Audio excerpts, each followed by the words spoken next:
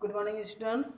आज हम class ninth के मैथ क्लास नाइन्थ का जो मैथ का बुक है, आज हम उसके बारे में आपको कुछ बताएंगे कि क्लास नाइन्थ में पहुंचने से पहले हमको किन किन बातों का ध्यान रखना है और हमें उनका प्रयोग कैसे करना है। तो आइए हम आपको बताते हैं कि मतलब क्लास नाइन्थ में पूर्णांकी घातों के नियम, कहा जा रहा लॉ ऑफ इंटीग्रल एक्सपोनेंट। कहने का मतलब है कि पूर्णांकों के घातों के नियम, यानी जो पूर्णांक संख्या होती है उसके घात होते हैं। अगर घात है तो उसको हम किस प्रकार से हल करते हैं, हम आपको इसमें इसी के बारे में बताने जा रहे हैं। तो आप जानते हैं पूर्णांक दो प्रकार के होते हैं। एक होता है धनात्मक पूर्णांक और एक होता है ऋणात्मक पूर्णांक। तो आप चाहे धनात्मक पूर्णांक हो चाहे ऋणात्मक पूर्णांक हो, उससे आपको कुछ लेना देना नहीं है। आपको बस पढ़ना है कि ये पूर्णांक के कोई घात हो तो हम उसको कैसे सॉल्व करेंगे। तो आपका पहला नियम आता है, यदि आपको कहीं मिल जाता है ए गुणे ए, तो आप देख रहे हैं यहाँ पे ए का मल्टीप्लाई जो है 3 बार में, मतलब ए गुणे ए।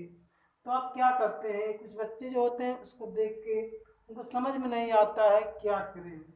तो आपको पता होगा, पिछले क्लास में आप जानते होंगे, यदि कोई भी संख्या है तो उस पर हम मानते हैं कि उस पर पावर 1 है।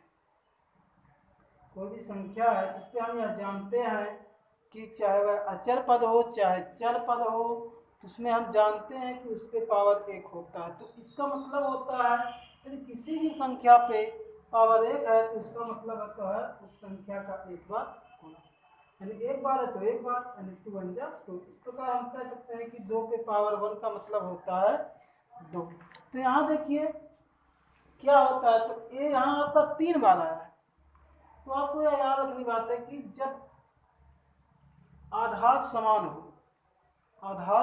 हो तो घाते आपकी गुणा का साइन लगा हो तो घाते जो होती हैं जुट जाती हैं। कहने का मतलब है यहाँ पे भी एक मानते हैं हम, यहाँ भी एक मानते हैं। अब देखिए यह जो होता है इसको हम बेस कहते हैं, आधार कहते हैं, आधार कहते हैं, इंग्लिश में इसको बेस कहा जाता है। और यह जो होता है इसको हम घात कहते हैं, जिसको इंग्लिश में पावर भी कहा जाता है।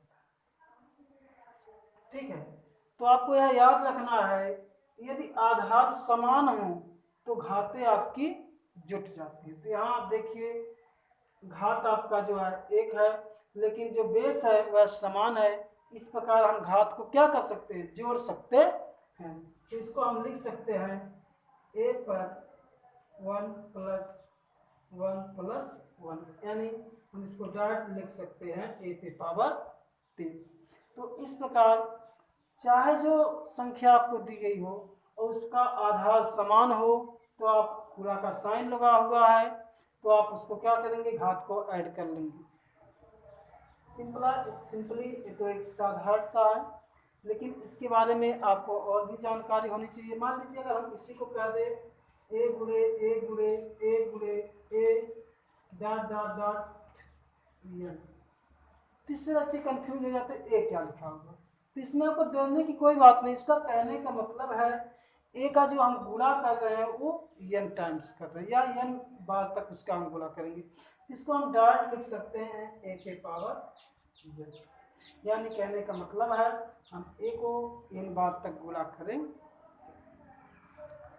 अब देखिए यदि आपको कहीं मिल जाता है ए पे पावर एन गुणे ए पे पावर एन गुणे ए पे पावर एन, तो आप क्या करेंगे, यदि अगर इस टाइप का आपको सवाल मिल रहा है तो आप यहाँ देख रहे हैं कि ए की जो आपका बेस है वह दोनों जगह पर समान है, दोनों स्थानों पर समान है, और लेकिन घात जो है आपका भिन्न भिन्न है। तो आप क्या करेंगे, हमने आपको पहले ही बताया है कि गुणा का साइन लगा हुआ हो और आपका बेस जो है वह समान हो, तो हम घात को क्या कर सकते हैं, जोड़ सकते हैं। यहाँ हो जाएगा ए पे पावर एन प्लस एन। ठीक है बच्चों, तो आपके एग्जाम में इसी तरह से सवाल आते हैं। तो चलिए एक सवाल को हम आपको समझाने का प्रयास करते हैं। जैसे आपको कहीं मिल जाता है 2 पे पावर 3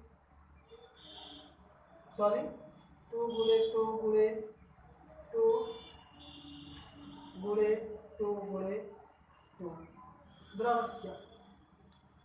बच्चे कंफ्यूज होते हैं, मतलब 2 का गुणा किया गया तो इसको हम डायरेक्ट कहा जाता है कि इसको घातांकी रूपों में लिखिए, तो बच्चे समझ नहीं पाते हैं। लेकिन इसको कुछ करना नहीं है, आपको बस देख लीजिए कि 2 कितनी बार आया हुआ है। बस आप देख रहे हैं यहाँ सब पे कुछ नहीं लिखा गया है, लेकिन हम सभी संख्याओं पे घात 1 मानते हैं।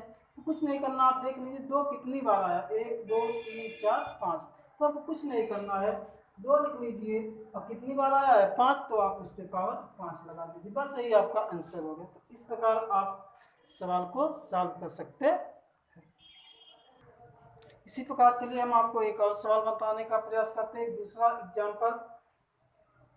देखिए दूसरे टाइप का एक सवाल है जो आपको मान लीजिए आपसे कहा जाता है कि 2 गुणे 2 गुणे 2 गुणे 2 बटे 2 गुणे 2 गुणे 2 का मान बताइए,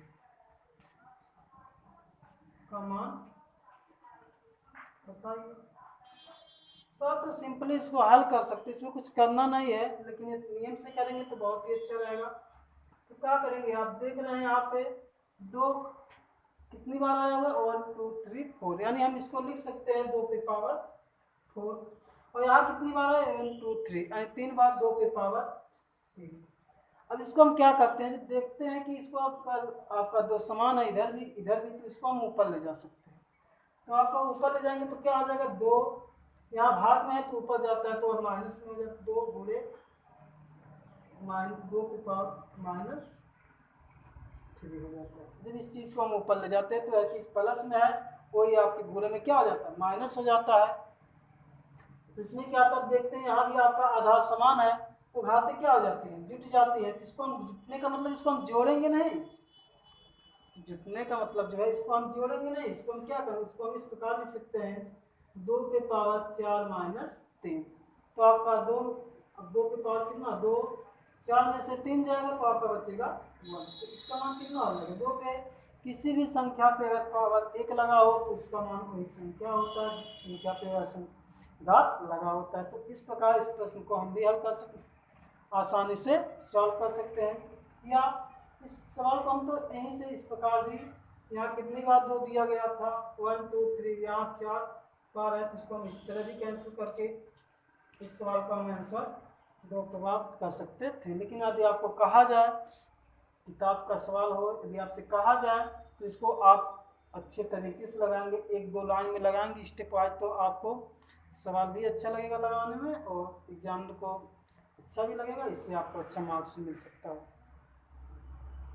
तो इस प्रकार हम कह सकते हैं यदि ए गुणे ए गुणे ए डॉट डॉट यम हो और इसमें हम गुणा करें ए गुणे ए गुणे ए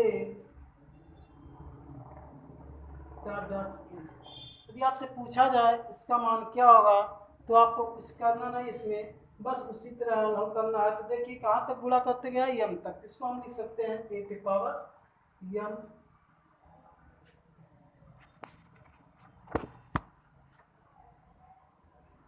ए पे पावर एम, और यहाँ कितना तक गया है बटे ए पे पावर एम।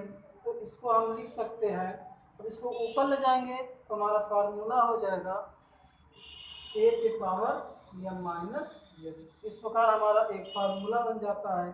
किसी भी संख्या पे अगर कहीं भी सवाल आपको मिल जाए ए पे पावर एम बटे ए पे पावर एम, तो आप इसको डायरेक्ट लिख सकते हैं ए पे पावर एम माइनस। तो बस बच्चों आज के लिए इतना ही। इस प्रकार के सवाल को, इस प्रकार के सूत्रों का आप प्रैक्टिस कर लीजिए, जो आपके क्लास 9th में पहुंचने से पहले आपको इस चीज़ों के बारे में जानकारी आवश्यक है। और अगर इन सब सूत्रों का आप प्रयोग करते हैं तो आगे जो क्लास 9th में आएंगे तो इस प्रकार के सवाल हल करने में आपको कोई भी कठिनाई नहीं होगी। बस ठीक है।